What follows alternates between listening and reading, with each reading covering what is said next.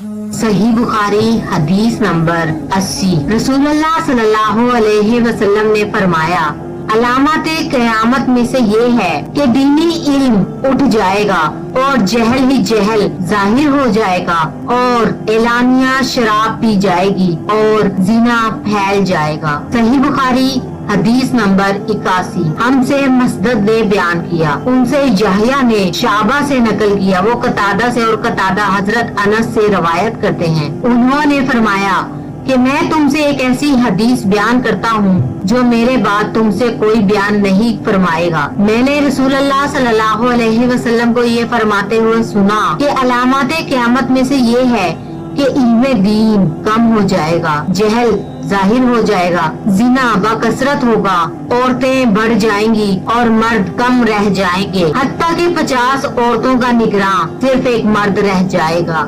احادیث کے متعلق مزید معلومات جاننے کے لیے چینل کو سبسکرائب